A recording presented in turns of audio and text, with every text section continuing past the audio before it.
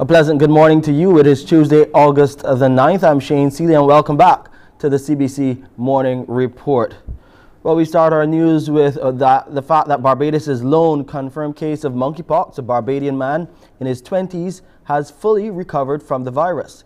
This has been confirmed by the Ministry of Health and Wellness. A release issued yesterday also disclosed there have been no associated cases with the index case reported 3 weeks ago. The public is being reminded, however, that those with a travel history and those who are experiencing any unexplained rash, swelling of lymph nodes, or who have been in contact with those with a rash are advised to seek medical attention at the nearest polyclinic.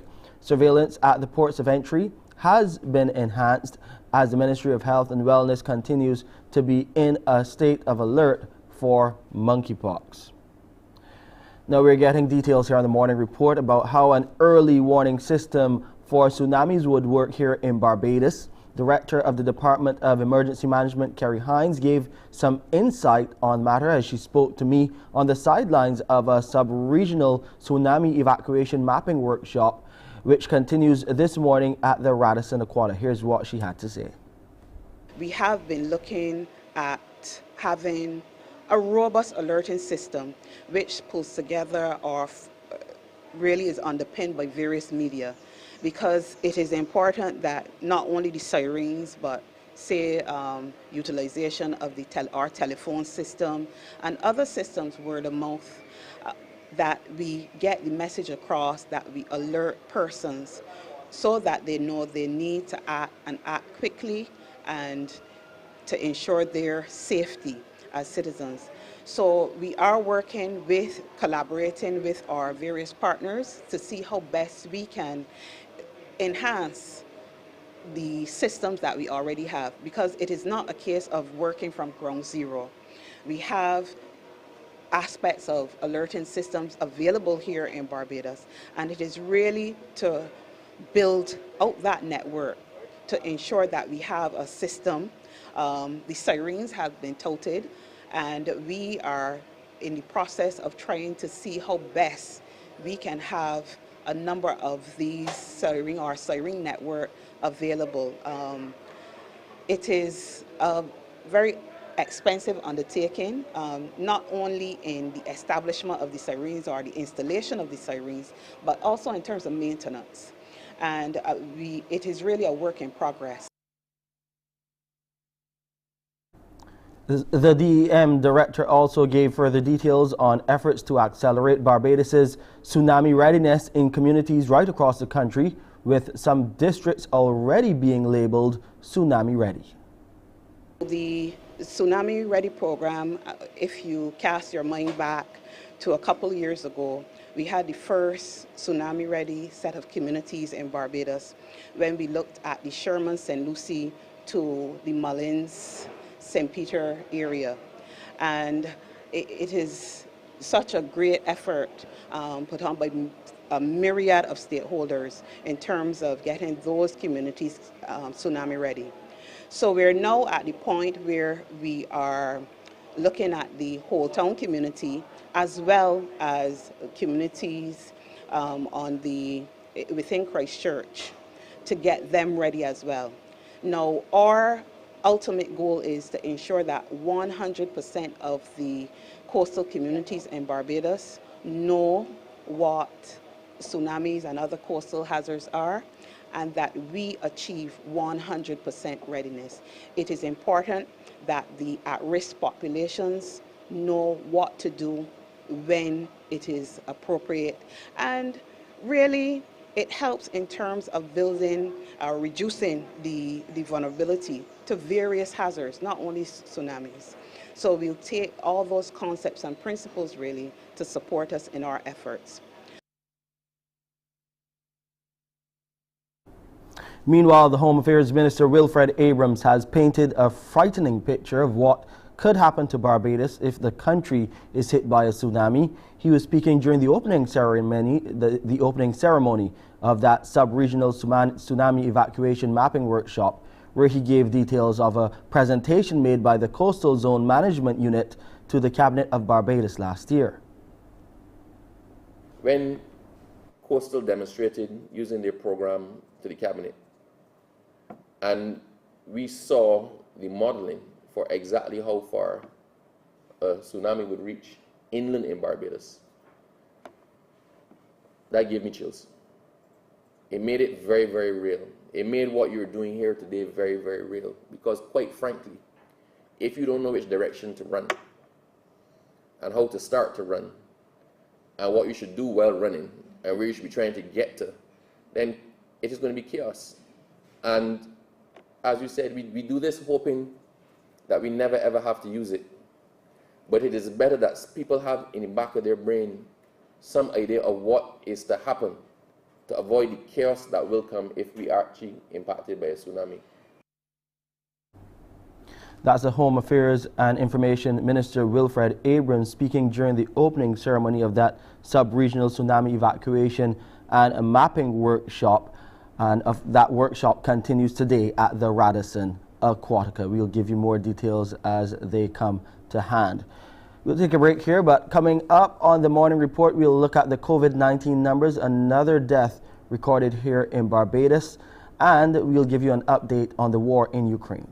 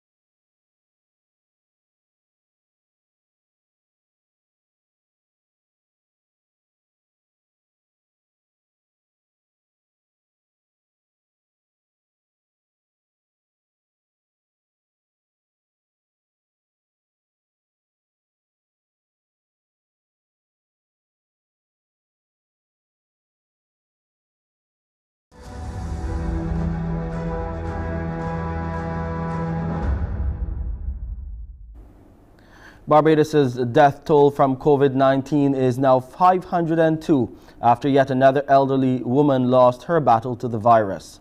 The 87-year-old passed away on Saturday, August 6. Meanwhile, Barbados recorded 302 COVID-19 positive cases from 811 tests conducted by the Best dos Santos Public Health Laboratory in the latest dashboard. Of the 100 males and 202 females testing positive, 33 of them were under the age of 18. 67 people were in isolation facilities, while 3,385 people were in home isolation. Over in Trinidad and Tobago, we're hearing the Twin Island Republic may have become a destination for sex trafficking. Reports indicate that this type of activity intensified even as the country's borders were closed in the early days of the COVID-19 pandemic in 2020. Police officers, customs, immigration officials as well, and Coast Guard personnel are said to be compromised in the burgeoning of such activities.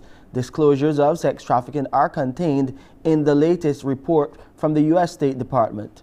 An extract from the report reads, traffickers exploit domestic and foreign victims in Trinidad and Tobago, and traffickers exploit victims from Trinidad and Tobago abroad, and that's exporting them as well. Trinidad and Tobago also serves as a transit point, according to the report, for Venezuelan refugees and migrants en route to Europe, North Africa, and elsewhere in the Caribbean. In the closing chapters on the Twin Island Republic in this 2022 report, probers also say an unnamed international organization reported that 21,000 foreigners, 86% of whom were Venezuelan nationals, were registered with the organization for asylum or refugee status in Trinidad and Tobago. This is just in the 12 months between the last report and this latest update. Some young Ukrainians are helping their countrymen and women pick up the pieces left in the rubble of Russia's war with Ukraine. More in this Al Jazeera report. This is the sound of a new generation of Ukrainians, unbound by war, resurrecting what's been lost. Each weekend, hundreds of young volunteers from across Ukraine and as far away as London donate their own money, raise more through crowdfunding, and hire coaches to carry them 2 hours north from Kyiv to get here. Then they go to work. They call it a cleanup raid. We cannot all be on the front line shooting and struggling for our country, but we can do something useful here, staying at our homes, at our country. So someone destroys our country and someone needs to rebuild. Russian rocket strikes turned the house from this into this. With no hope of saving it, the workers clear the way for reconstruction. There's a spirit in the people that I can't find anywhere else. And yeah, it's really touching. On March 5th, this man, his pregnant wife, and his brother were in the basement when rockets struck. Somehow, everyone survived. So many people have come together. I'm very grateful for that. We'll try to adapt, rebuild, and move forward to victory. Through pouring rain, searing heat, and summer sun, they work until the site is cleared. These volunteers came here to listen to some music, have a good time, and rebuild their country brick by brick. When it's done, Anton Polyak's father-in-law, who owns the home, says thank you.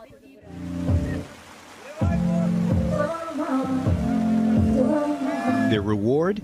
A free concert from Ukrainian electro-folk band Onuka, whose singer says she takes inspiration from the youth of Ukraine and its defiance in the face of an ongoing war.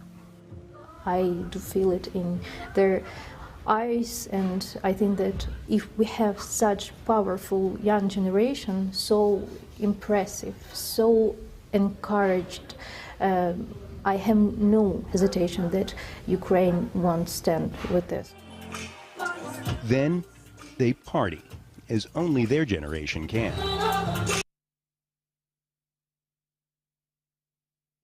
We need these feel-good stories coming out of Ukraine in what are tough times during its war with Russia. Let's go over to Pearson now to hear what's happening here on the Tuesday edition of Mornin Barbados, the first day back for both of us.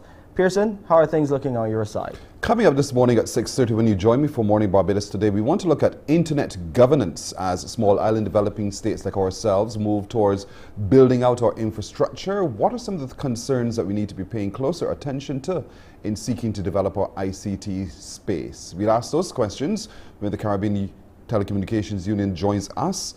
We'd also today be taking a look at etiquette. Oftentimes we know about table etiquette, but there's so much more about it. And so Perfectly Poised Academy will join to talk to us about that. And for every parent, the nightmare when the child falls and hits its head and there is a head injury, what do we do? What are we to know? Dr. Birchwood will tell us when we join her in just a little bit as well. So those and a whole lot more straight ahead when you come over at 6:30. Back to you, Shane. Thank you, Pearson. See you in a few minutes' time. Well, coming up here on the Morning Report, we'll take you to Acra Beach to let you see an eyesore there that is being removed by the NCC by the end of this week. And we'll have a wrap-up of the Commonwealth Games in a few moments here on the Morning Report.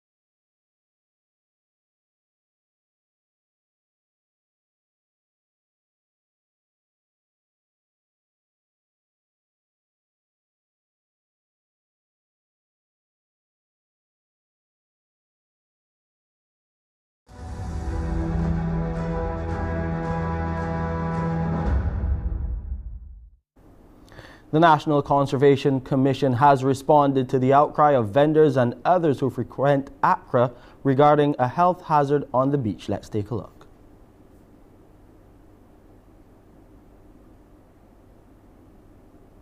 This here is an eyesore on Acra Beach, and what it is, it's basically garbage mixed in with other debris. You see a few bottles in there as well, but it's a health hazard on Acra Beach, a beautiful beach. And then you see this. I have Peter Giddens here. He is a worker with Rubens Beach Bar, and he highlighted the situation to me because he is saying that it's causing a lot of rats to be in this area, mosquito breeding as well.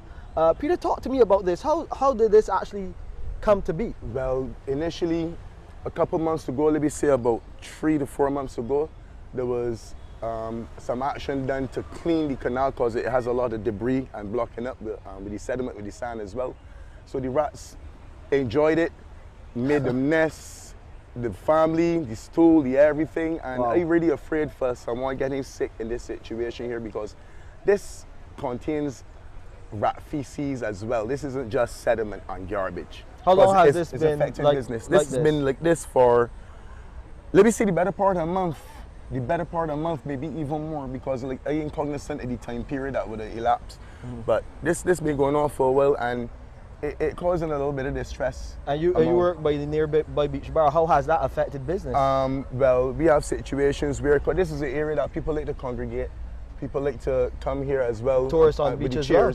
But these chairs find themselves empty a lot of the times because people don't want to step into these chairs, especially if there's water coming down, right? Nobody don't really want to be in this area.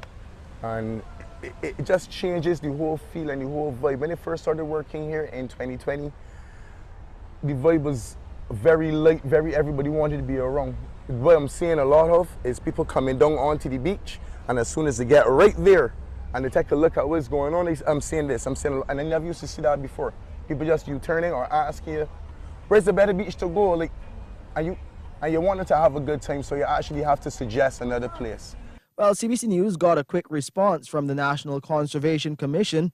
Acting Deputy General Manager Kerry-Ann Jessamy gave the assurance the debris there at Acra Beach will be moved by the end of the week.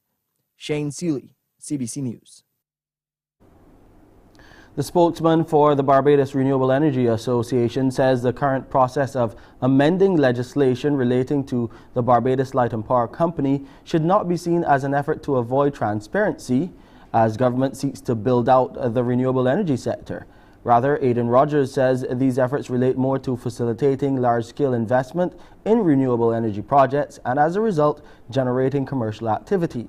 Mr. Rogers says the current legislation under which the energy sector is now regulated is over 100 years old and set to expire in a few years.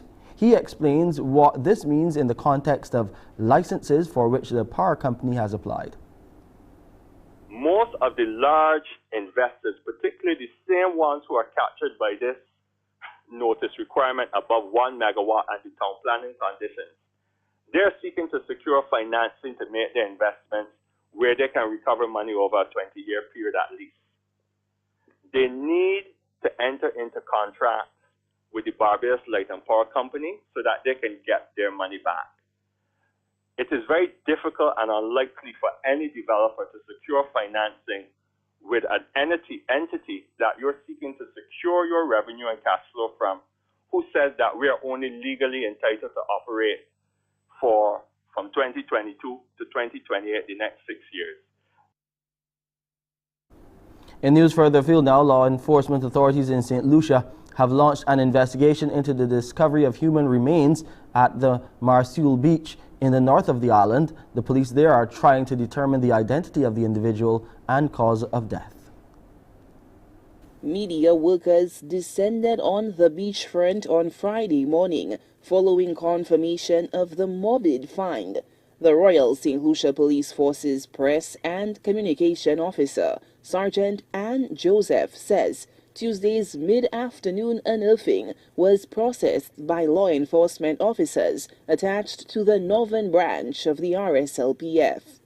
At 2:50 p.m. on Tuesday, August 2nd, 2022, Officers attached to the Grizzly police station were summoned to the Marisol Beach, where skeletal remains were discovered. A pathologist was summoned to the scene, as well as scenes of crime officers. The remains were collected and packaged for further examination. Joseph says the expertise of a pathologist was employed. The medical expert had the unenviable task of examining the skeletal remains and deducing whether it was human. We are able to confirm that the remains discovered are human. However, no further conclusive information is available at this juncture. Forensic experts must now employ methods to determine the gender, age, and cause of death as police seek to identify the remains. Sporting news now, and the dust is still settling after Barbados captured 3 individual medals at the just concluded Commonwealth Games in Birmingham, England, and Sean Green reviews the team's performance.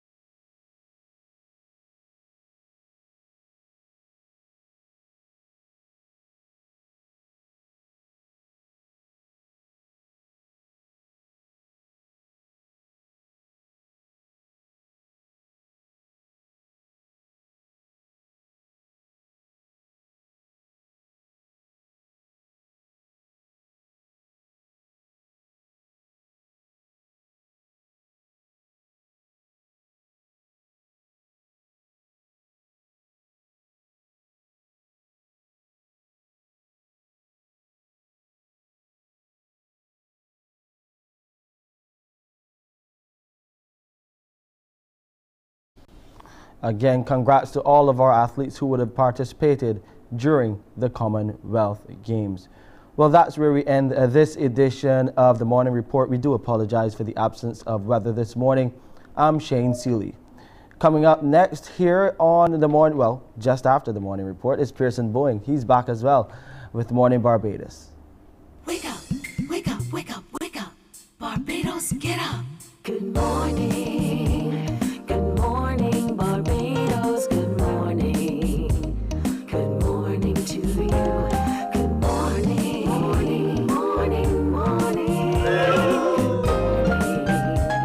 Good morning to you. Good morning. Morning, Barbados. Good morning. Good morning to you. Good morning. Morning, Barbados. Good morning. Wake up, wake up, wake up. Morning to you. Hi there, good morning everyone. Welcome to Today. Today is Tuesday, the 9th of August, 2022. I'm Pearson Bowen, welcoming you, as I always say, here, there, and literally everywhere. Thank you so much for joining us on our streams on YouTube and Facebook. Always good to hear from you. Do encourage you to continue to interact with us there as well and engage with what we're telling you about today, talking to you about today. Also, if you want to see it again, that's where you go, to the YouTube or the Facebook streams. Now, coming up today, one of the areas we want to look at is head injuries in children. What do you do when that frightful moment occurs? Your child beats its head against a rock and you're wondering, what do I now do when my child could very well have a head injury? We'll look at that specifically when Dr. Birchwood joins us in our pediatric care segment. Also, some of those home improvement things that you do to add at literally no value to your property. Sharita Odell, who is our real estate agent, will join us as we take a look at that and some of the things you need to be mindful of there too. Today, as you know, there is a big road tennis activity being held at the Wilder Gymnasium. We'll be talking about that specifically. So look out to hear who will be on the court and how you can be a part of the audience to watch the sterling efforts of our road tennis players.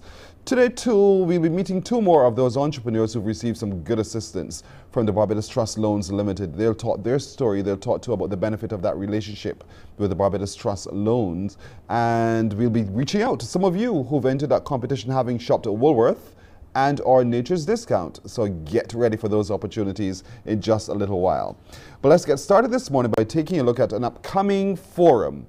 A forum that's going to be happening at the end of the month with the Caribbean Telecommunications Union. And so I want to welcome this morning Mr. Rodney Taylor, my friend, who is the Secretary General of the Caribbean Telecommunications Union, and Albert Daniels, the Senior Manager Stakeholder Engagement with the Caribbean ICANN. Good morning, gentlemen. Good morning. Good morning, Mr. Bowen. Okay. Looks like Rodney. Oh, there's Rodney. Rodney, how are you doing? Yeah, I'm doing well. You had two Alberts. Yeah, I saw that. I saw that. You know, it happens from time to time. But good to see you again. Rodney, we'll start with you. Put into context this upcoming forum for the Caribbean, looking at internet governance. Sure. Thank you very much for having us on, and good morning to all of Barbados and all those watching online. This year we're having the 18th Caribbean Internet Governance Forum. We've been running this forum for 18 years, the CTU has, and it was actually the first forum specifically looking at internet issues. And internet governance really is about who manages the internet, who sets the policies around the internet, how those policies are developed, those standards are developed, which organizations are involved. And thankfully we have Albert on because he works for a very key institution with respect to how the internet is managed and how it is develop going forward. So we have the 18th Internet Governance Forum happening August 24 to 26. We're doing it in conjunction with a Youth Internet Governance Forum for the first time, and also a forum for small island developing states. So it's SIDS IGF, and we're doing that in partnership with the Pacific Islands. And yeah, we'll be discussing a lot of issues around the internet, cybersecurity, cybercrime, justice, building more resilient internet infrastructure in the region. So lots of very interesting topics, lots of very interesting speakers, and we encourage everyone to sign up at ctu.int, look for our events, and you'll see it there under the Internet Governance Forum, August 2023. Since we talked about the Pacific Islands, we're now joined by Sherry Lagakali, who is the Senior Advisor, Pacific Cyber Policy and Communications for Global Forum on Cyber Expertise. Lots to talk about there with you. So good morning to you, Sherry. Welcome. Good morning, and Bulavinaka from Fiji. What can we learn from your experience, do you think, when we engage in this forum coming up? Well, for us, first of all, thank you to Nigel and the team at CTU for, accommodating our request and just supporting us to be able to have this first SIDS IGF meeting. And one of the things that we're looking at this platform as an exchange of information and knowledge and best practices that we can learn from each other, because we see that small island developing states, we almost go through the same things, the same issues. And one of the themes for the global IGF this year is resilient internet for shared sustainable future for all. And when we talk about resilient, the first thing that comes to mind for us from the Pacific Island countries is, for example, with Tonga this year, about 8 months ago, and it's only 8 months ago. It feels like it was a lifetime ago, but they had the volcano, and they were down and disconnected from the rest of the world for about a whole month. But it took the whole community coming together and working with each other to bring back the internet up, bring the clean up and bring the community and everybody back online as well. And we also have the internet is it's with the cables, we're getting accessibility almost just about everywhere. So we're also looking at online safety. Are our children safe online? Are we as women safe online? We have gender gaps. We're bridging the gender gaps. We're trying to make it a little bit closer. Women are leading a lot of initiatives in communities. Is it now time to start discussing disability access as well as smart islands? And these are the things that we're looking at discussing. We're hoping that you will join us on the 24th to the 26th of September for the SEEDS IGF. A lot of times young people feel, what, internet, I pay for this, I have the right to do as I please, I will just do. And they pay little attention to some of the barriers or some of the constraints that they need to also be mindful of in terms of security, data protection and the like. From your perspective, Albert, talk to me a little bit then about how this forum will begin to open up the opportunity for those young people to begin to zone in on those critical factors. Good morning, Pierre. Good morning, listeners. The input from young people, particularly from the Caribbean, is very important in determining policy with regard to the internet.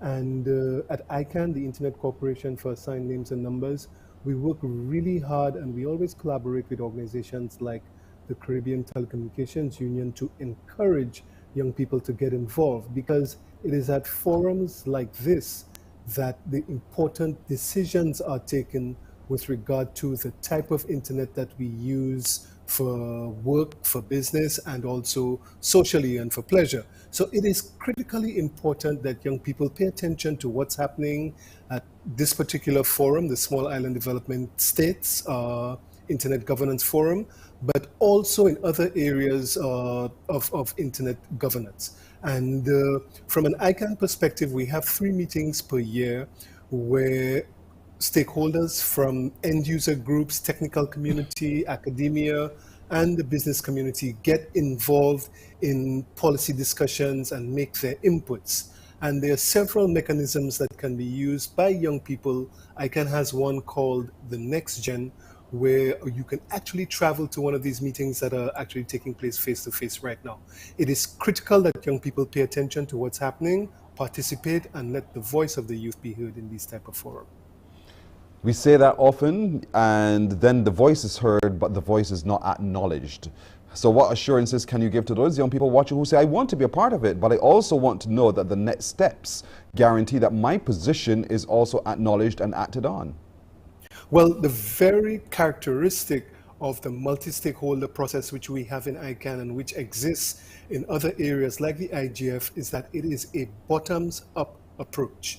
So the discussions start with stakeholders generating discussion on issues at the bottom level, and this rises up to the top where the final decisions are made by stakeholders themselves. So once you have participation by the stakeholder groups, including the young people, you find that not only will the topics of interest to those stakeholders be discussed, but final decisions will actually be taken by some of those very stakeholders who have the greatest interest in ensuring that we have a single, open, stable, and reliable and interoperable internet available to all of us. That is great to hear. Rodney, from your perspective, though, what is our reality in the Caribbean, from the Caribbean Telecommunications Union, as it relates to a number of the areas you're looking at: cybersecurity, data protection, cybercrime, digital justice? That alone piques my interest. You know, that kind of thing. What's our reality at the moment? Well, the reality is that we have a lot more work to be done, and that's why we're having the forum. That's why we're etc. Because we recognize, even though we've developed over the years an internet governance policy framework, a number of key recommendations, including, for example, the establishment of internet exchange points within the region, and we've seen a proliferation of those, and that effectively helps to enhance the internet and the resilience of. So this will be done, and we will continue to work on to improve the internet governance policy framework that we've developed, to make recommendations to our member states so that they can in fact improve their cybersecurity posture. They can go ahead and implement legislation around cybersecurity and so data protection and other aspects of the internet policy. Yes. So there is a lot of work to forum, and that's why we're bringing together the experts. Sherry, I saw you smiling just a moment ago when I talked about digital justice, and I wonder why. No, so can you tell me why that particular? And from your experience, do you also see that to be a critical point that needs to be borne out?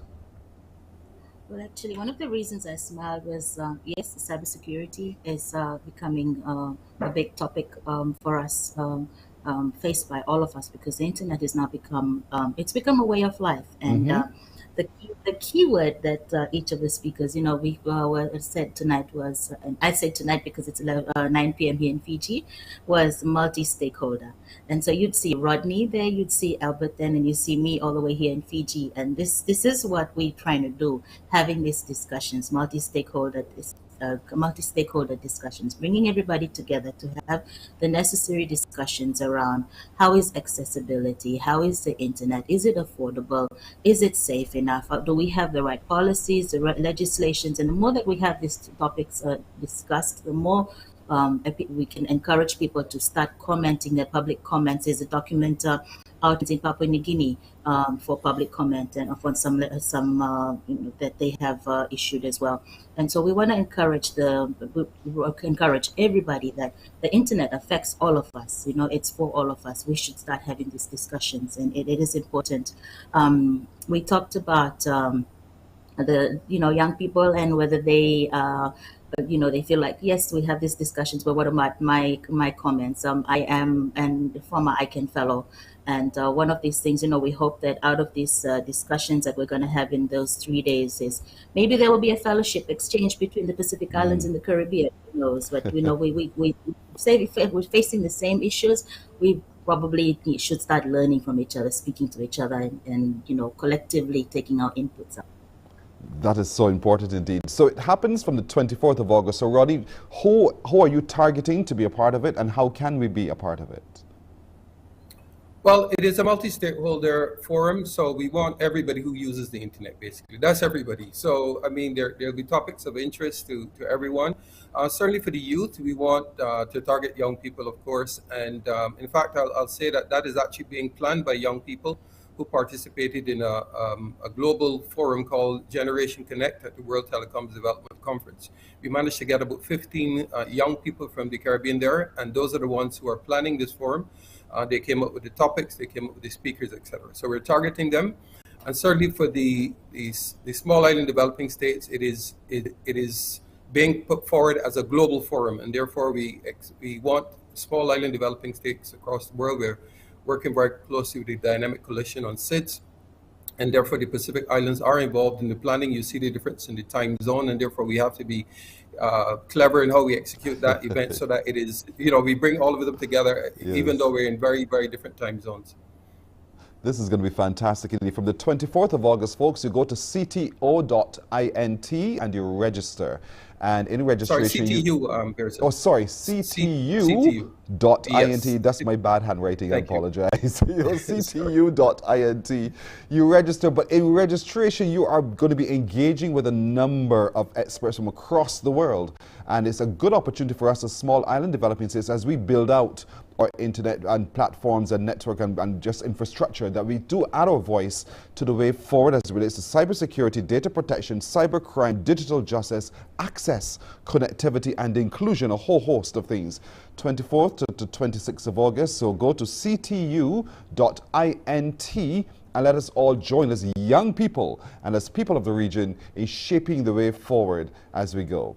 Thanks to each of you, Rodney Taylor, the Secretary General of the Caribbean Telecommunications Union, Albert Daniels, Senior Manager Stakeholder with ICANN, and Sherry Lagakali in Fiji. Good morning to you all indeed, and thank you so much for joining us this morning. All the best with the upcoming forum. Thank you very much. You're welcome. Thank you very You're much. welcome. Take care and have a good day. Morning Barbados takes a break right here. We're coming back in just a moment. Morning, morning, morning. Good morning. Good morning to you.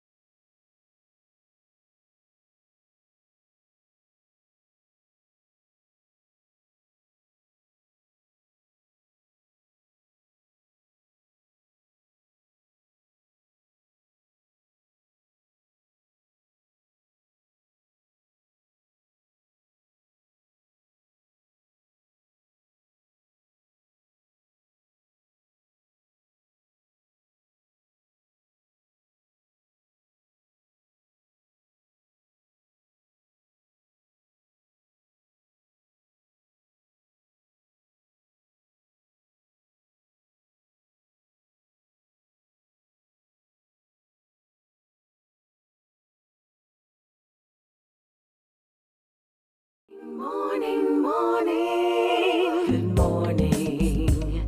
Good morning to you. We have 15 minutes now to go to 7 o'clock, and today we want to look at the importance of etiquette. How do you, whatever this or that? But then the question is, what is etiquette?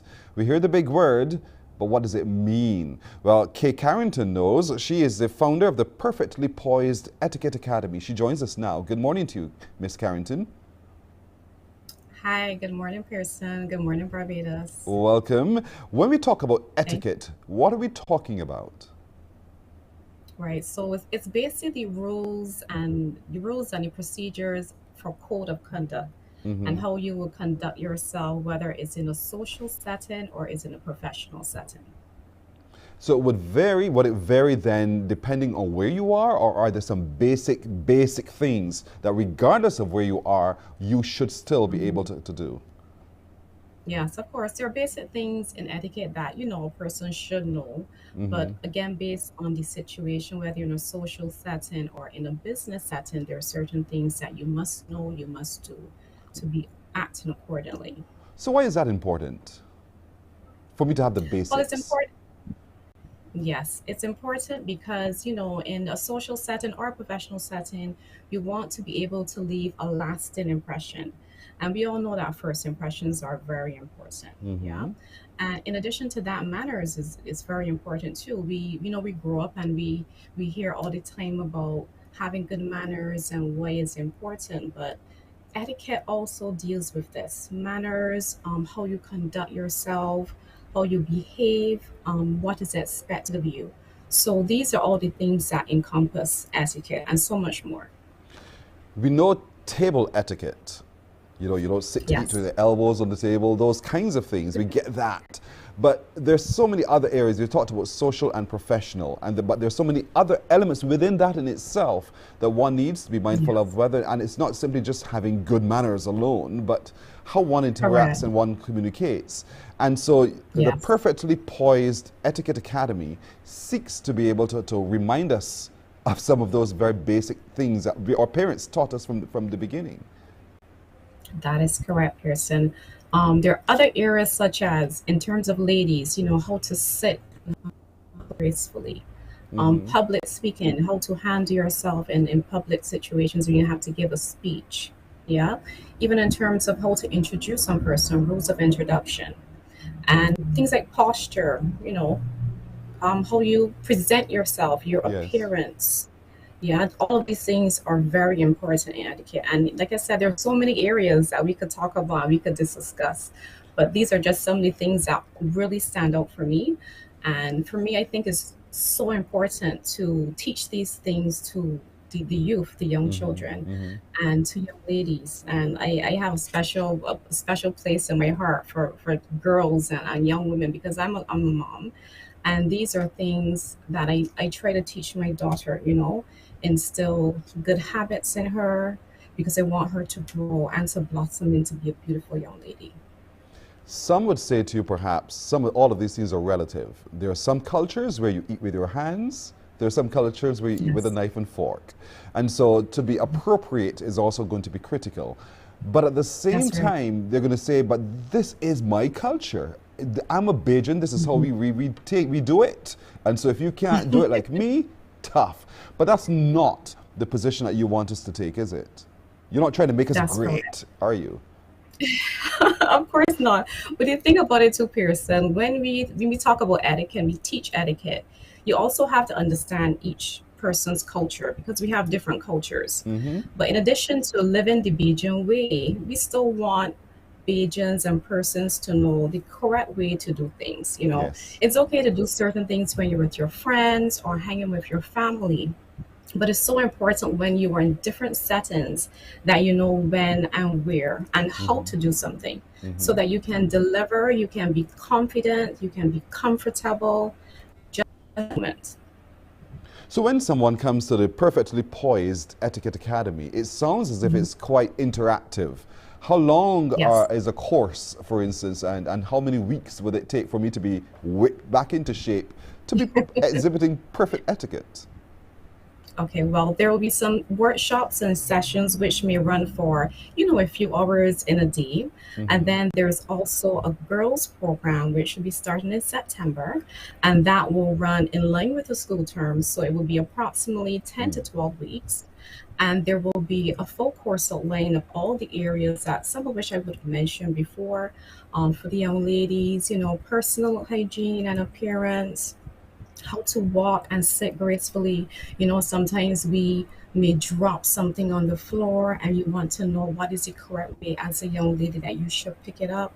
These are things that we're going to be going through and having practical, examples and demonstrations of this. We're going to talk about all things related to girls, puberty. We're going to talk about personal, hygiene. We're going to talk about public speaking. We're going to also talk about positive affirmations because this is something that I feel really strongly about. And this is something that I also, speak and encourage my daughter to. And I think not only as adults, we need to speak positive things into our life, but we also have to encourage our children to do the same thing. And in addition to... I completely concur with you. But you keep saying to our young girls, what about our young men? Are you also offering, looking at puberty, because we go through puberty too, for public speaking and the like? All of these things you just listed, are those also areas that you'll be attending to with our young boys and men? Well, interestingly, Pearson, when I first launched the academy, I introduced the program, but I have had so many requests and calls and, persons even meeting me on a day-to-day basis on the road asking me, what are you going to do for boys? Because the boys too are important. So I'm happy to say that, yes, the Perfectly Poised Etiquette Academy will be looking at something for the boys. I'll be designing something special just for them so they will not be left out. I like the fact that you said it's special just for them, because we also have to look at it, special. You talked about time and place, and I think men also need to know, boys and men have to know about time and place, how to dress depending on the time and the place and the circumstance. And so while we're focusing on getting the girls right, how to sit, the posture and the like, equally, men need to know. And chivalry isn't dead. How do you deal with those situations when they occur so that we can begin to soften our society, because our society has become so volatile. And so etiquette, I think, can weave its way back in there so that we can begin to relate better one with the other. And so I really want to commend you on this. So for anyone watching who thinks that they want to be a part of your courses, part of your sessions, and they know the benefits that can derive, so talk to us how to contact you. Yes, so you can reach me at K Marie Consultancy. That is KAYMARIE Consultancy. That is on Instagram. Or you can also go to the Perfectly Poised Etiquette. That is also on Instagram. And you can also reach me via call or WhatsApp 267-8714. 267-8714. I'm an oldster, so it's a telephone call. 267-8714. Or if you go into social media, here we go on the Instagram page, Perfectly Poised Etiquette. That's where you'll find them, Perfectly Poised Etiquette. And the coach will guide you through it. And it's not just for ladies, there's something for the men as well. Or you can go to K Marie Consulting on Instagram as well, and you'll find her right there. But a telephone call away, 267-8714. This sounds really fantastic. I wish you all the very best. I hope you are swarmed with a number of people wanting to be a part of it. I mean, that's a good thing. That's a good thing to manage. But it's a good thing to be able to know the ins and outs of etiquette, the best way to present oneself when either in public or in a social gathering. But in any space, the best way to present oneself. And for us, with what we do here on TV, that's also vital as well, how to dress. And I'm seeing here from your Instagram page, the use, I see color. I see, you know, the way that what your hair is set. All those kinds of things help to create an impression that is positively lasting. And so that's what you're talking about when we talk about with the Perfectly Poised Etiquette Academy. You're teaching all of those kinds of things. Look at you, how you presented yourself this morning. Again, stunning, memorable, for a good reason. So that's a good thing. So thank you so much, Kay Carrington. I hope that we see the returns on this, and our society benefits from the efforts of your academy. Thank you so much for joining us. Thank you so much for having me, Pearson. You are very welcome, indeed. Have a wonderful day. Likewise to you, Kay Carrington. We'll take a break here. We're coming back in just a moment. Morning, morning, morning. Good morning. Good morning to you.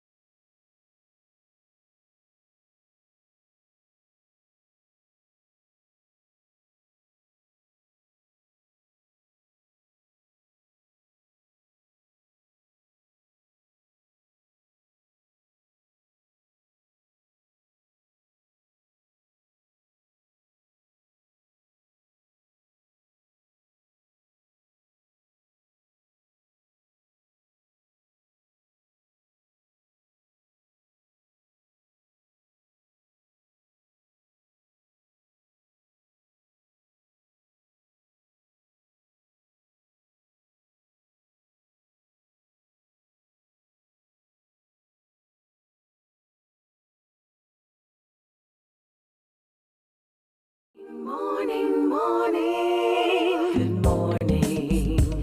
Good morning to you.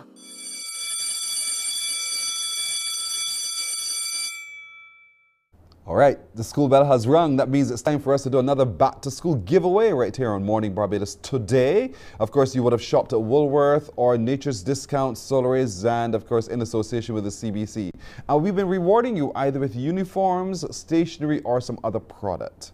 Who do we have on the phone today? Let's see who we are going to reward today with something. But you need to go shop at Woolworth, Nature's Discount, and drop your entry form in. Once your entry form is in, we'll make a draw, and there will be at least 3 people a week who will get a call from us to say you are a winner of something. The phone is ringing. Let's see if this individual answers the phone, and let's see if we can tell them what they've won. Hello. Hi, good morning. May I speak to Tyrone, please? Hold on, please. Thank you. Thank you very much. Hello. Stay with us. There's a whole lot more still to come. Let's see if Tyrone comes to the phone and that we can let Tyrone know something wonderful today. Good morning, Tyrone. How are you doing? Not bad enough. Good. What did I call you away from? Did I wake you? Pardon? Did I wake you up? No, no. Oh, Tyrone, good man. Tyrone Lewis, right? Yeah. You know who you're talking to? The boy sound like Pearson. Boy, one. If it sounds that way, that's all right. But it is actually, yes, it is me indeed. So, Tyrone, do you have anyone who goes to the Lodge School? Yes, I have a granddaughter who goes to law school. Oh, that's wonderful. How old is she? 15 years old. And you must be immensely proud of her, aren't you? Very much so. Talk to me about why you're so proud of this granddaughter of yours. Because she's a very nice person, very obedient, always willing to learn. Mm-hmm. Does she still hug you? Pardon?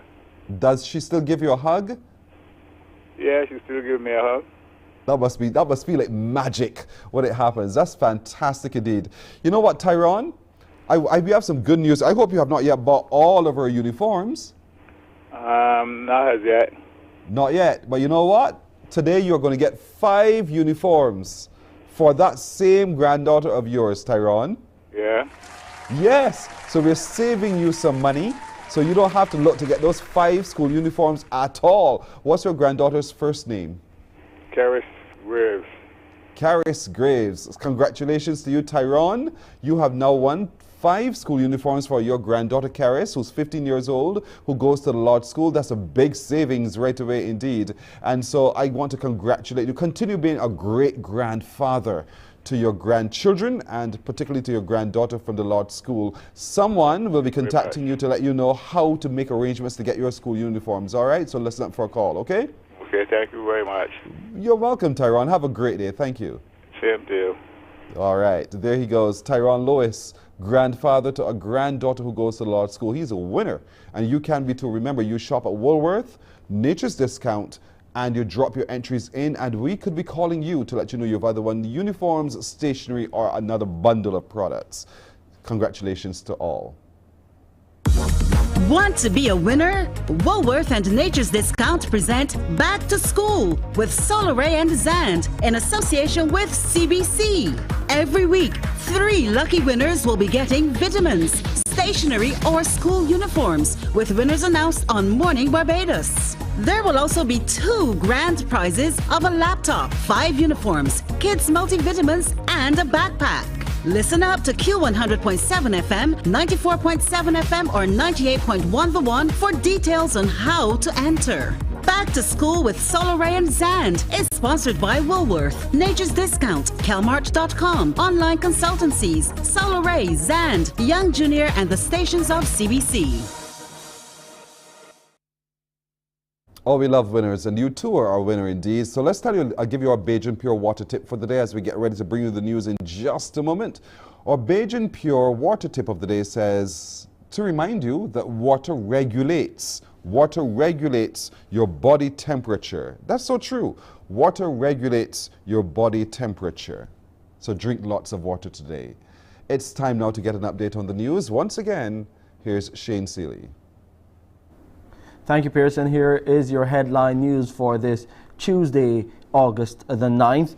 Barbados' lone confirmed case of monkeypox, a Barbadian man in his 20s, has fully recovered from the virus. This is what we're hearing, and it has been confirmed by the Ministry of Health and Wellness. A release issued yesterday also disclosed there have been no associated cases with that index case reported 3 weeks ago. The public is being reminded at this time that those with a travel history and who are experiencing any unexplained rash, swelling of lymph nodes, or who have been in contact with a person with a rash are asked to seek medical attention at the nearest polyclinic. Surveillance at the ports of entry has also been enhanced as the Ministry of Health and Wellness continues to be in an alert state for monkeypox. A siren alert could be part of a tsunami early warning system for Barbados. That's what we're hearing from Kerry Hines, the director of the Department of Emergency Management. She gave some insight on the sidelines of a sub-regional tsunami evacuation mapping workshop, which continues this morning at the Radisson Aquatica Resort. We have been looking at having a robust alerting system which pulls together or really is underpinned by various media, because it is important that not only the sirens but say utilization of our telephone system and other systems word of mouth, that we get the message across, that we alert persons so that they know they need to act and act quickly and to ensure their safety as citizens. So we are collaborating with our various partners to see how best we can enhance the systems that we already have, because it is not a case of working from ground zero. We have aspects of alerting systems available here in Barbados, and it is really to build out that network to ensure that we have a system. The sirens have been touted, and we are in the process of trying to see how best we can have a number of these siren network available. It is a very expensive undertaking, not only in the establishment of the sirens or the installation of the sirens, but also in terms of maintenance. And it is really a work in progress. An elderly woman has lost her battle with COVID-19, bringing the death toll here in Barbados to 502. The 87-year-old passed away on Saturday, August the 6th. Meanwhile, Barbados recorded 302 new COVID-19 positive cases from 811 tests conducted by the Best dos Santos Public Health Laboratory. Of the 100 males and 202 females testing positive, 33 of them were under the age of 18. 67 people were in isolation facilities, while 3,385 were in home isolation. And finally, in our headline news, the spokesman for the Barbados Renewable Energy Association, REA, says the current process of amending legislation relating to the Barbados Light and Power Company should not be seen as an effort to avoid transparency as government seeks to build out the renewable energy sector. Rather, Aidan Rogers says these efforts relate more to facilitating large-scale investment in renewable energy projects and, as a result, generating commercial activity. Mr. Rogers says the current legislation under which the energy sector is now regulated is over 100 years old and is set to expire in a few years. He explains what this means in the context of licenses for which the power company has applied. Most of the large investors, particularly the same ones who are captured by this notice requirement above 1 megawatt and the town planning conditions, they're seeking to secure financing to make their investments where they can recover money over a 20-year period at least. They need to enter into contracts with the Barbados Light and Power Company so that they can get their money back. It is very difficult and unlikely for any developer to secure financing with an entity that you're seeking to secure your revenue and cash flow from, who says that we are only legally entitled to operate from 2022 to 2028, the next 6 years. And that's it for our headline news for this Tuesday, August the 9th. I'm Shane Seeley. It's back over to you, Pearson. Shane, thank you. We'll take a break right here. We're coming back with more on Morning Barbados in just a moment. Morning, morning, morning. Good morning. Good morning to you.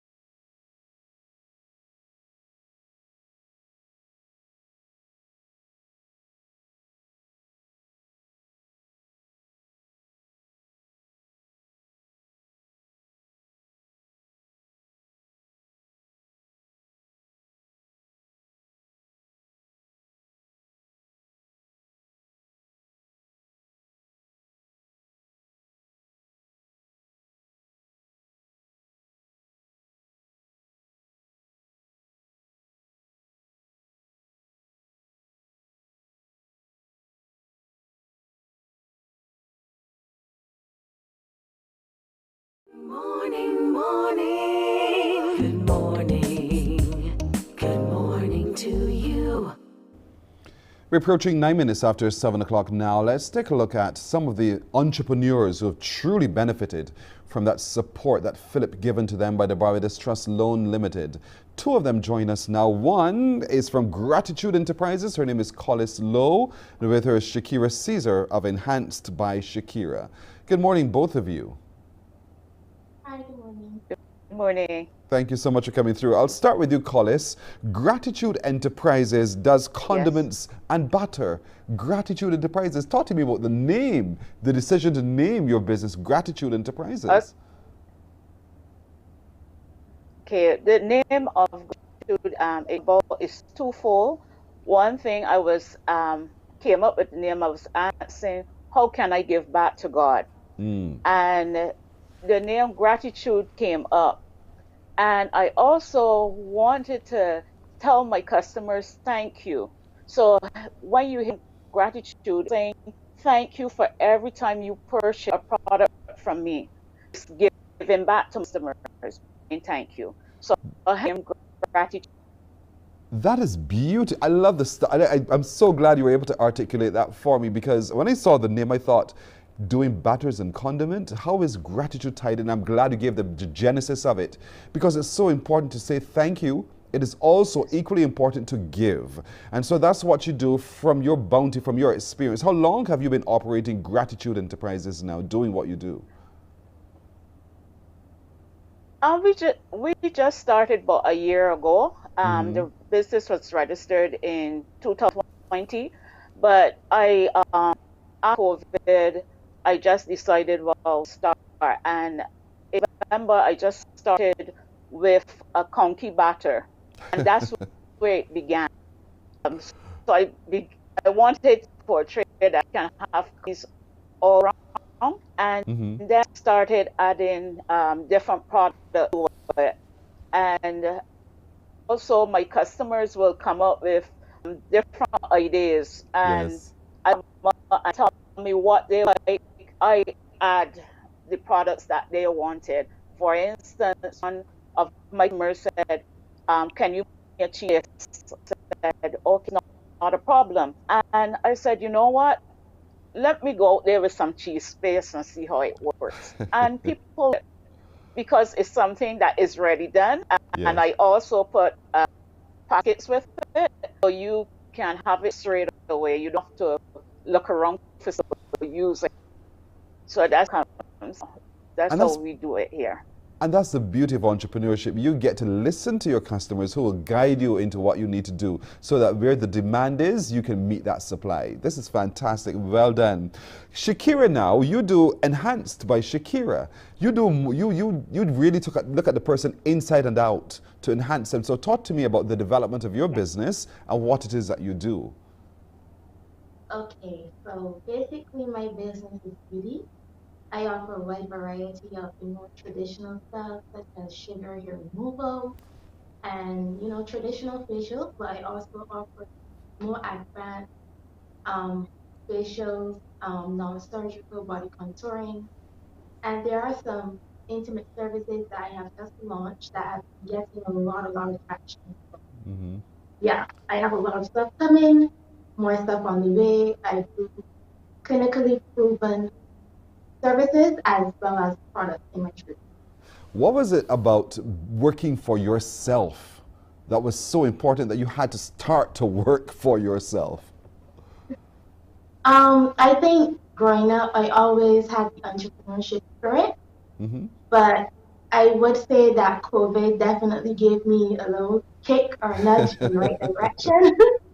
So that is when I really took my business to the next level and started doing more advanced trainings and getting myself out there, getting a loan with the trust fund in order to fund and start my business and take it to the next step. Launching out as a self-employed person brings its risks. And did you stop to look at those and assess those risks? And in doing that, what was it that keeps you so focused to continue in spite of those risks?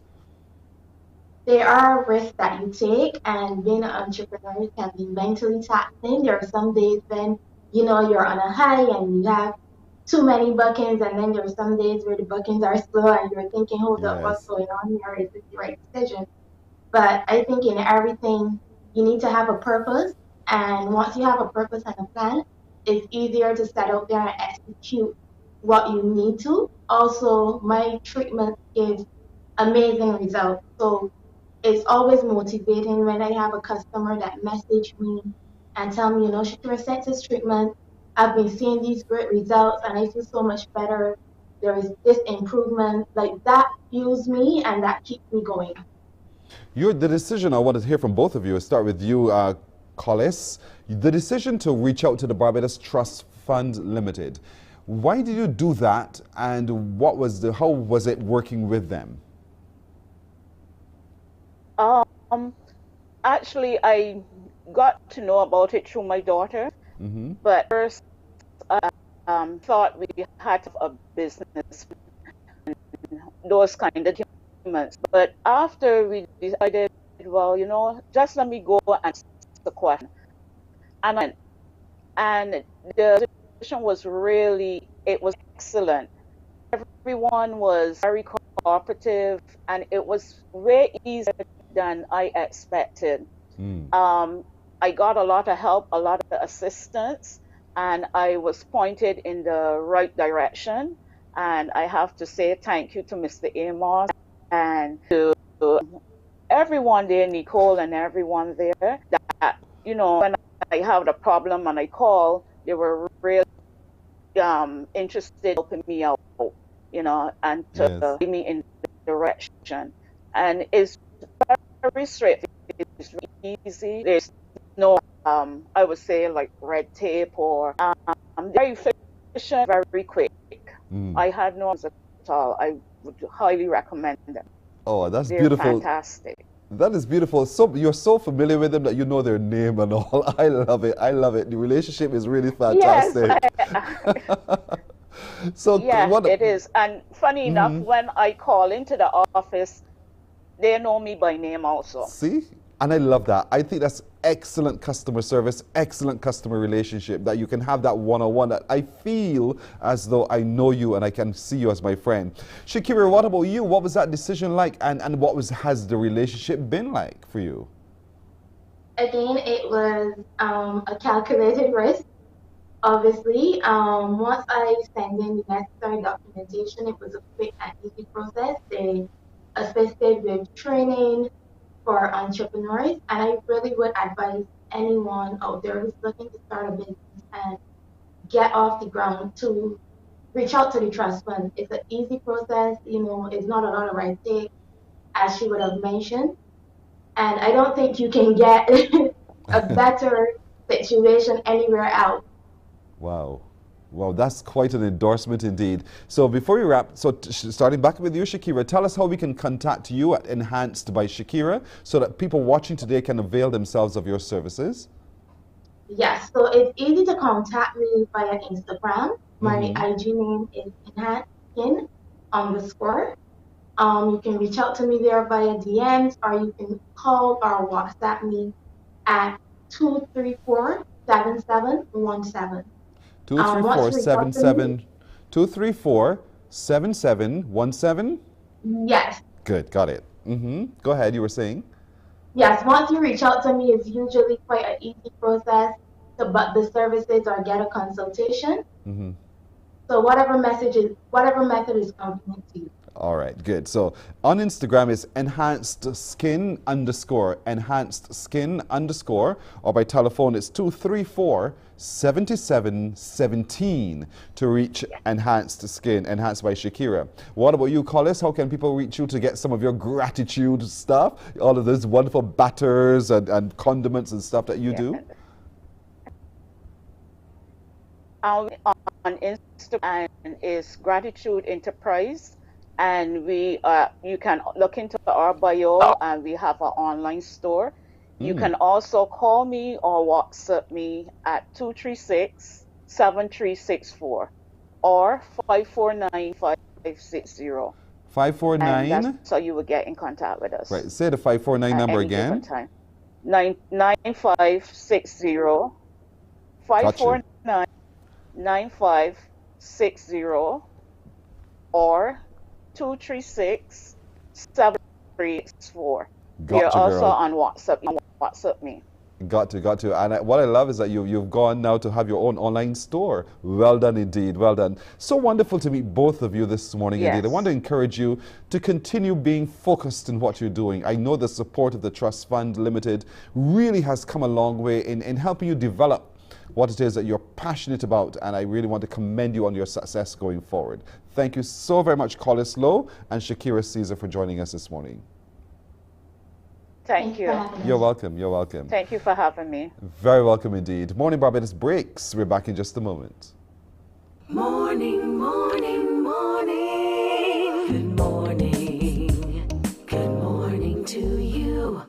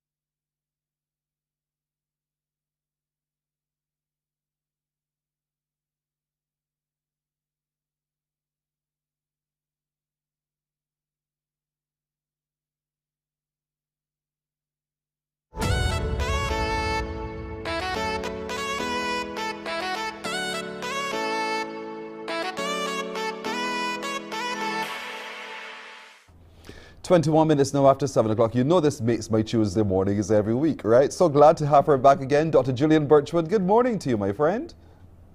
Good morning, Pearson. Good morning, Barbados. How was your crop over? Hard work, but I survived. How was your crop over? It was quiet. I was on the beach Lucky on the you. other hand. You I are was working hard. You are so lucky. I'm looking forward to the day when I can just lounge around and do next to nothing indeed. But good to see you. Listen, one thing I must say though, I've been listening, we've talked a little bit about milestones when it comes to the development of children. Noah is actually tracking me with his eyes. I love that. I love it. My boy is following me. He can see. He can hear. This is really fantastic. Thank you for the work you're putting in on my little nephew. Thank you so much. Oh, it's lovely to see children grow. Yes. It really is. Yes, he's becoming a little man, and I just love it indeed. But today, we want to look at those head injuries. Sometimes even a rough play, and, my boys, Michael and Christopher, even a rough play, I'm thinking, you're going to hit your head, and if you hit your head, it's an injury. And if that should happen, should I be really, really scared? Well, children are naturally so vigorous and active. So it's inevitable that even from the time they're toddlers, that they're going to fall, they're going to hit their head, they're going to cry. But, that happens so often. So the question is, when do I really need to worry? So when a child hits their head, they could damage any of the structures on their head, and that can be the skin, it can be the bone that's underneath, or of course, worst case scenario, the brain or the blood vessels that are on the inside of the head. But fortunately, most times when children hit their head in their everyday running around, that isn't anything to worry about. But there are times when it can be more serious, and so we have to be aware that in some situations we have to pay more attention if our child has hit their head. So we know a hard head. There's some of us who've hit our heads really hard, and hey, nothing happened. A little bruising, maybe a little bit of swelling, it goes away, and you carry on smartly. But then there are times when you cannot carry on smartly because of either pain or persistent swelling, disorientation, and a whole host of other things. What are some of the things I need to then look at so that I know that, no, this is not just an ordinary knocking of the head. This is serious now. Yes. Yes. Fortunately, most parents do recognize when something more significant is happening. And so we have to look for some of the red flags that you can have if your child has hit their head. And these red flags are the signs that you need to take your child for medical attention. One of the most important red flags is if you have a very young child. You know, of course, children will roll around even from a young age. They might roll off the bed and hit their head. Fortunately, that very seldom actually results in injury. But very young children, for example, who've fallen from a great height, or God forbid they've been in a car accident, those children are much more likely to have severe head injury. Another red flag is if they have lost consciousness, even if it is just for a second. That could be a concussion. It could also be a sign that there's bleeding going on the inside of the brain, even if they seem to have recovered fully afterward. Also, if you have a child who's constantly fussy, so you may have a very young child who can't express to you, I'm in pain, I'm disoriented, I'm confused, so they're going to be crying a lot and they're going to be fussy. And I don't mean the crying of, I fell down and I hit my head. Obviously, you're going to cry for a couple of minutes. But if you cannot console your child and they are constantly crying after they've hit their head, or they're constantly fussy, that is definitely a red flag. Another red flag for older children is if they're complaining of headache or neck ache, because when you've hit your head really hard, you may injure not just your head, you could also damage your spinal cord, and that may show up as pain in your neck. Certainly if they've had lots and lots of vomiting, when children are upset, they'll cry, they might vomit once or so if they get themselves worked up enough. But if you have a child who's constantly vomiting after they've hit their head, that can be a red flag. And then certainly parents are always afraid when their children go to sleep after they've hit their head. But what you'll find tends to happen is that, when children cry a lot, they flip a switch and go off to sleep. It's almost as if they say, look, this is too stressful, I'm going to bed. But when your child does that, parents sometimes worry. But go back, check your child, see if you can wake them up. If they're excessively drowsy, then that is something that you need to worry about. And finally, if your child is not walking and talking normally, they're stumbling around, they're confused, obviously that's a big red flag. And one thing more that's not mentioned here is if they don't remember what happened, either before or after. If they have amnesia for the event, then that is definitely a sign I need to take my child to be seen by a healthcare professional. I'm glad that last word, I need to take my child to be seen by a healthcare professional, because oftentimes you go for the ice pack, you do all sorts of things, sleep, lie down, let me give you a cup of tea, whatever it is, we try to fix it ourselves. So what's the danger if I do not address it as quickly as I ought? Well, definitely if you've had one of those red flags and you don't, it could turn out to be something more serious like a concussion, which is a form of brain injury. People tend to not really think of concussions as something very serious, especially when they happen during sports. People get hit in the head by a football that's been launched at high speed and they have a concussion. That can be quite dangerous because there can be long-term implications for children with concussions in terms of their learning and their memory. It can be quite serious. The other more serious thing you need to worry about is if there is a skull fracture, because skull fractures certainly can have quite severe outcomes if they're not addressed in a timely fashion. And then bleeding or brain injury, if you have bruising directly to the brain, which is called a contusion, or you have one of the blood vessels in the brain that starts leaking, that can cause quite severe consequences, which may not be obvious right away after the child has had the impact. So these are some of the severe things that can result if you see the red flags and you ignore them. And a lot of those red flags will guide us to realize how severe it is. And I don't want parents to sit there and think, well, it was simply through rough play, or he was just running around on the field and he tripped and fell, or somebody threw a ball and hit him in his head. But even in cycling, and you're not wearing a helmet, the child falls. So should I, as a parent, just panic every time the child falls or hits his head? You know, because now I feel as though that's what parents are going to start to do now. Is that he fell, he hit his head, rush him to the doctor. Well, definitely not. I mean, there are some parents who do panic every time their child hits their head, but you soon learn, you're going to be panicking all the time because they're going to hit their head all the time. But you have to look at the mechanism of the injury. Children are not likely to really hurt themselves if they've fallen from a height that's about their own height. So if they've fallen from a height less than 3 feet in very young children or less than 5 feet in older children, it's really unlikely that they would have actually sustained any injury. But if they jumped off the first floor and fell and hit their head, that's a totally different mechanism. And we've had that happen also.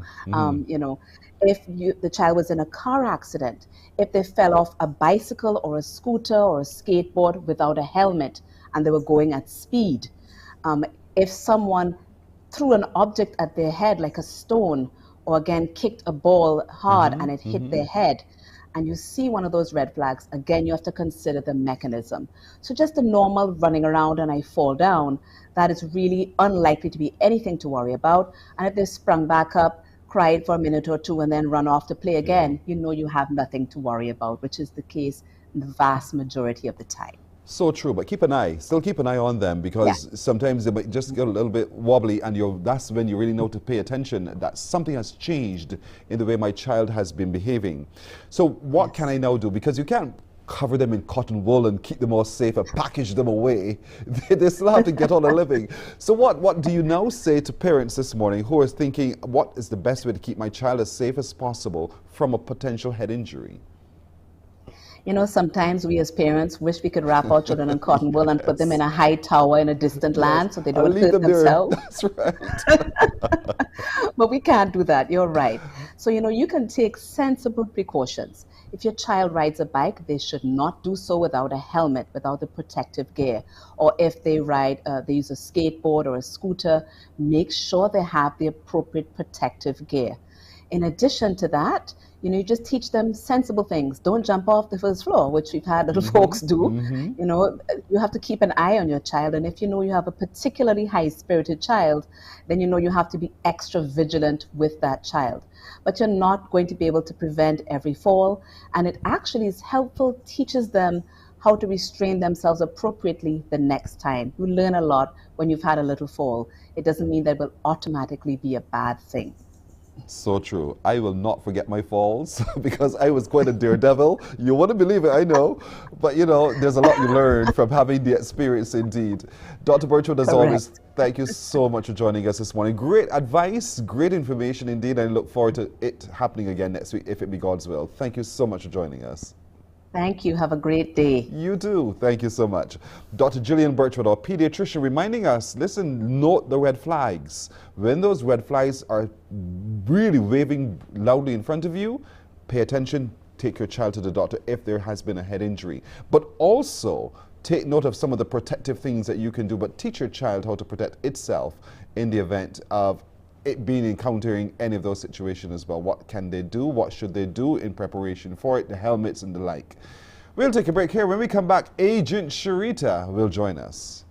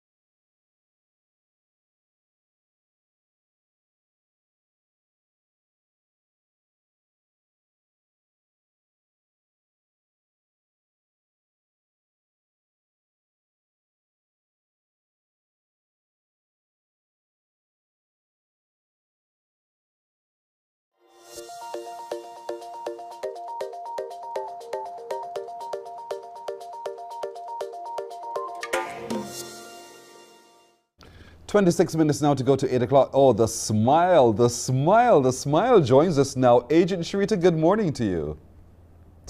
Good morning to you. So good to see you yet again, indeed. And I hope you had obviously you've survived that weekend, that merry weekend in Barbados. Oh, I rested and relaxed and was trying to add years to my life. How lucky you are, indeed. I don't recall, did I ask you how did the climb go? Did I ask you that before? It was phenomenal, fully sold out, and the feedback was great. So they're asking for part 2. Good. So now it's on you, part 2. Get it going, my friend. For entrepreneurs indeed. As an entrepreneur herself, she knows the ins and outs. She understands. And so you can always draw on the experience of Agent Sharita. Now today we want to look at home upgrades that will not add value to your property. I'm not so sure how people feel about that. And that's why I'm here to shout loudly from the rooftop what not to do. I have a job in which when I go to people's houses, especially owners, you know, they feel attached, they feel connected. They know that, listen, I change out all the faucets to gold, and that's why I'm asking $1 million for my property. And I have to bring them down a notch and let them know, despite their zeal and zest, is not going to happen. So I figured that I should tell you beforehand so you don't go and make these investments and then get disappointed when I have to share the reality with you. Yeah, but so why not though? I mean, if I've changed the fittings, I've moved them up in terms of value, and it didn't add any value to my house? No, because here's the deal. A lot of perceived value has to do essentially with, going back to that old adage, location. Location. So let's say I live in Ghetto Fabulous Heights, right? Even though I have changed the faucets to gold, even though I have put a big jacuzzi in my bedroom, Ghetto Fabulous Heights only commands X amount per square foot. So no matter how sexy I think my house is someone else going to leave the hills and the valleys to come and live in your property because of all of your upgrades when the neighborhood only commands X. You see? So that's a mistake that people don't realize. So I will start off with one common practice that I see is overbuilding. And let me explain quickly what that means. If you live in so for example, I grew up in Oxnards. I love Oxnards. And most of the homes would have started off as 3-bedroom, 1-bathroom homes. Some of them went up to, you know, people added on a 2nd bathroom. Great. So that neighborhood is going to command a certain price when it's time to sell your property. However, if you go and add on 6 bedrooms, 3 garages, a swimming pool, and you're looking for that Royal Westmoreland price now, it is not going to happen. You understand? Because the neighborhood is accustomed to getting X dollars per square foot. And is someone willing to invest an arm, a leg, and an eye for what you have in a neighborhood that is only getting X dollars per square foot? They would rather go to another neighborhood where the surrounding properties are similar to the price that you are expecting. So overbuilding can prejudice property sales. But then sometimes you've built and it was just a few of us, and others have now chosen to come and buy some property and build themselves. But they've, I'm going to say the word, dumbed down the value of my property by what they have now built. And as a consequence, that's also impacted on the value of my property. So what do I do? Do I move? Do I say, listen, you can't come here? You know, what do I do? I always tell people, and I was just driving around recently and saw a property that had a gazillion and one vehicles in front of it, you know, to repair. That is a nightmare for all neighbors. And you know what the challenge is in situations like that? People see it starting to happen. People see the vehicles starting to pile up, or the scrapyard starting to pile up next to them. They know it was not in the covenant. They know that there were restrictions against that. And no one contacted an attorney and said, look, write my neighbor a letter or do something until years have passed. And it's almost as if that person is a fixture now in the neighborhood. How you can get them to stop that behavior? So when you see things happening like these, I close to where I live, for example, I see a monstrosity of a house that was expecting to be some bigger sort of accommodation. Now it's slash a restaurant. Now it's slash a let's hold maintenance equipment. It looks ridiculous. But guess what? No one probably made, I can't say that. Probably not enough was done in the initial stages to try to shut it down, and then you're stuck with it around you. So that, no matter what you do, that will impact on the price that you get for your property when you're ready to sell.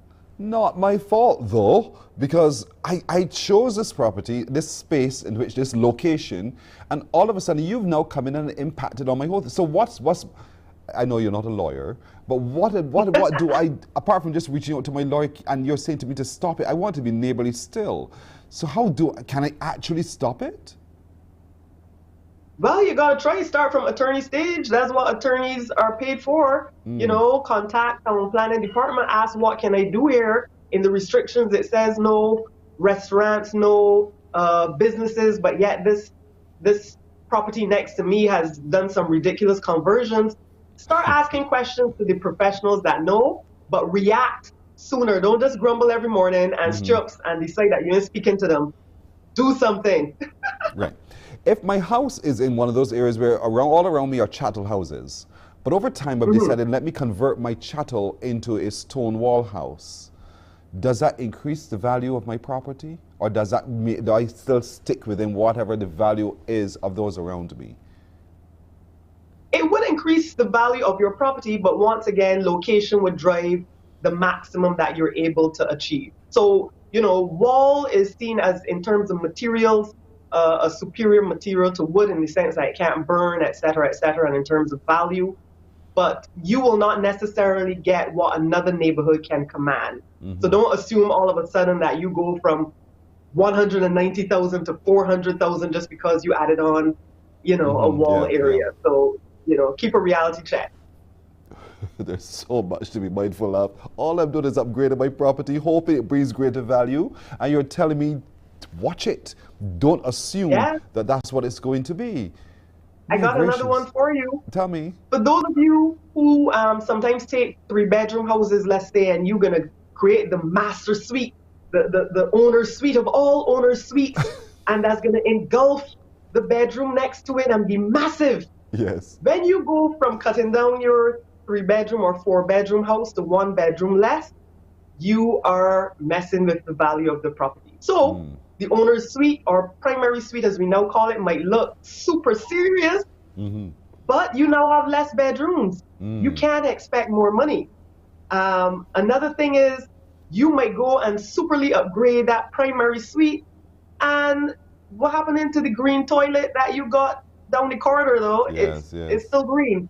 Yes. So don't think now that because the primary suite is so gorgeous that all of a sudden your value is going to go up when the rest of the house looks, as Bajans would say, what? Top down. My word, there's so much to it. And again, with all the best intentions in the world, we sometimes don't necessarily do ourselves any real good. And so it's so good to be able to talk to you, Agent Sharita, to hear all of these things. And our social media people are buzzing about this. Their comments popping in all the time. And that's good. And they're thanking you for the advice, because these are things we took for granted. We assumed. And now we're finding ourselves not seeing the benefits of our efforts, indeed. But it's good to know that there's someone like you on whom we can rely to set us straight and to get it right. But Agent Sharita, folks, is available by telephone, 233-8888, 233-8888, or on social media at Barbados Real Estate 246. Barbados Real Estate 246. So if you're overseas or if you're here and want to avail yourselves of her services, then do call her or contact her. 233-8888 or Barbados Real Estate 246 on all the social media platforms. Agent Sharita, thank you. You're welcome, and make sure you follow me on Instagram. That's a major platform where you get to see all that goes on in real estate world, and that's at Agent Sharita. All right, there it is. At Agent Sharita on Instagram. I will not forget that, promise you. Thank you so much, Agent Sharita, as always. All the best. Looking forward to seeing you again next week, Tuesday, if it be God's will. Thank you. Take care. You're welcome. You do too. We're taking a break right here on Morning Barbados. We're coming back in just a moment.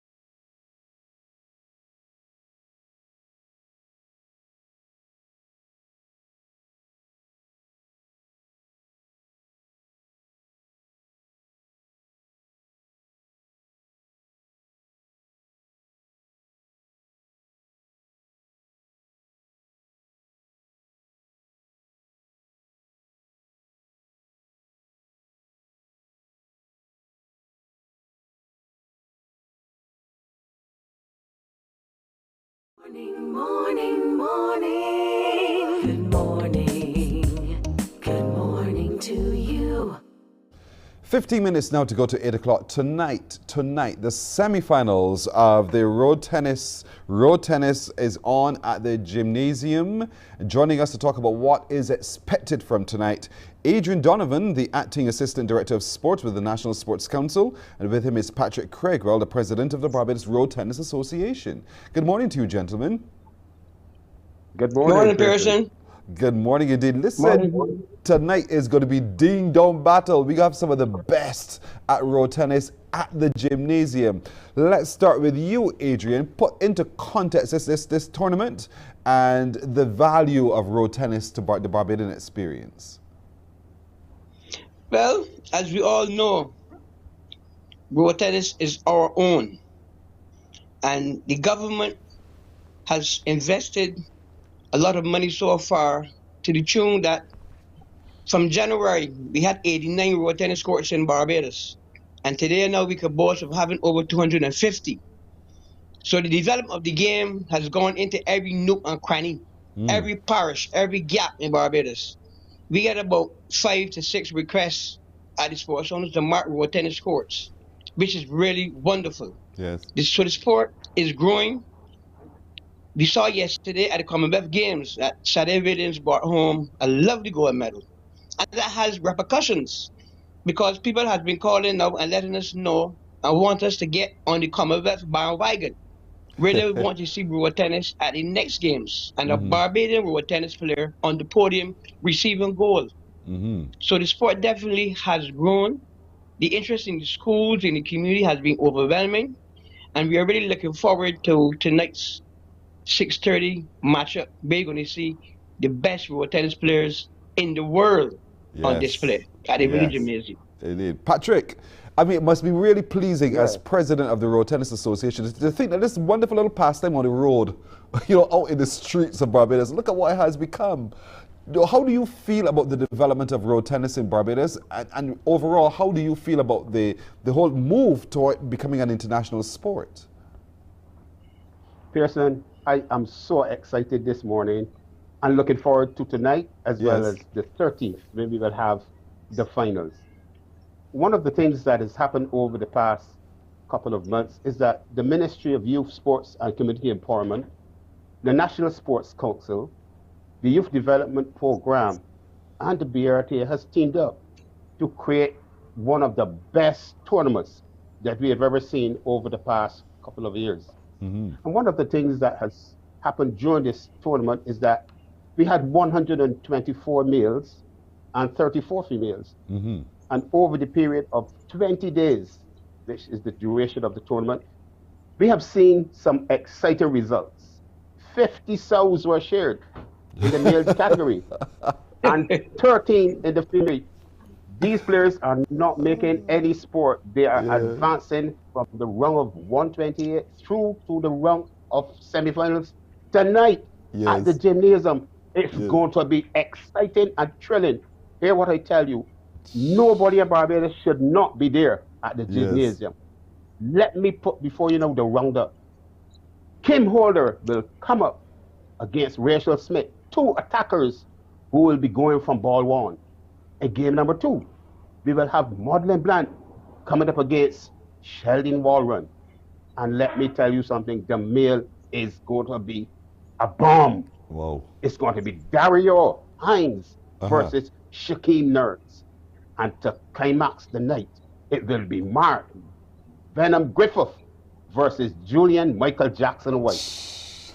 It's going to be exciting. I am looking for it. I can't wait. I want the hours to go fast. I like the excitement. I like the excitement bad. It's sweet. I'm serious. It's sweet. And I mean, it's so interesting how in recent time, how our road tennis have become stars, or people who play road tennis. People now know them. They have their names and everything. So that speaks volume for how Barbadians are connecting with this indigenous sport of ours. And now, you know, Patrick, give me your opinion on this need to move it now beyond just local. Let's take this somewhere else. What do you feel about that?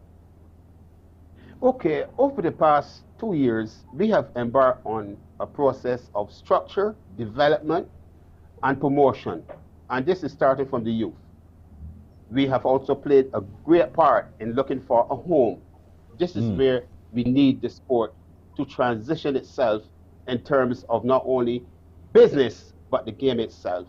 And the government has been playing its part, and the Ministry of Youth, Sports and Community Empowerment, the Honorary Charles Griffith, has been going all out to push the sport by unearthing all of the talent that lies in every nook and cranny that Adrian has so said when he was making his presentation. And let me tell you something, person. One of the beautiful things about road tennis is that it is a sport that can start from the youth in our primary schools and transition into our colleges and then into our master's category. So it is a sport that can be used for recreation, exercise, promotion, and most of all, professional development to the world. Indeed, and there's so much that one can benefit from. So Adrian, I know you said to me the support is there from the National Sports Council. You're drawing courts, you're doing a whole host of things. You're encouraging more and more young people to get involved in the spirit of what road tennis means as it relates to it becoming now an international sport. What do you think now needs to be done? Well, over the past couple of years, the government has embarked on a program where you've seen delegations traveling all across the world. Just last month, a delegation went to Canada. And before that, we had delegations going to Dubai, St. Vincent, St. Lucia, Trinidad, Grenada, all through the region.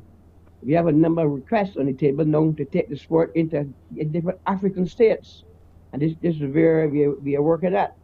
So the sport definitely continues to be very popular, and especially on the international circuit. We just had recently also the exhibition game during the intermission when we had England down here play the West Indies at the lovely Kensington Oval.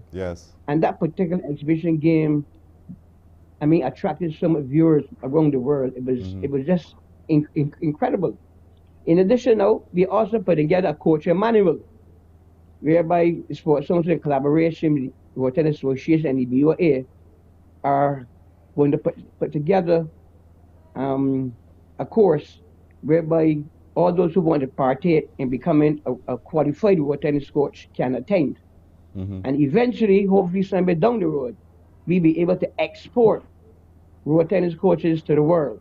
So if, for example, in Asia, in let's say Russia, call that funny name right now, but this is Sweden, for a better word. They want to start road tennis. Barbados is in a position to send down 4 road tennis players for an assignment for a month or 2 months. We have everything in Barbados, the expertise in the facilities.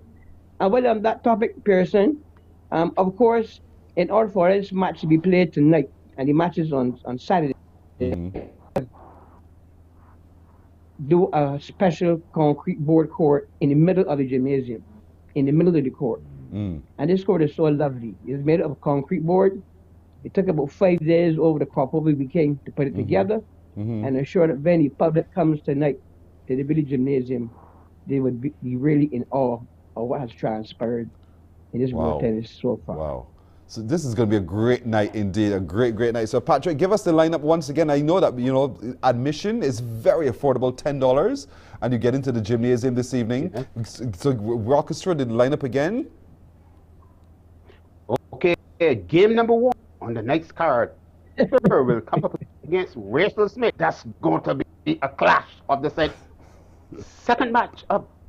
Sheldon Warren will see if she can play Matt Blunt. In third position, Dario Ric Flair Hines will come up against the young, stylish, flaring Shaquem Nurse. And to bring the curtain down on the semifinals night, Mark Venom Griffith. He will clash against Julian Michael Jackson White. Pearson, I hope you and all Barbados can find themselves up there. The gates open at 5 o'clock sharp. We will start at 6:30. It's going to be a bomb. I love it, Patrick. Thank you, my brother. Well done. Yes.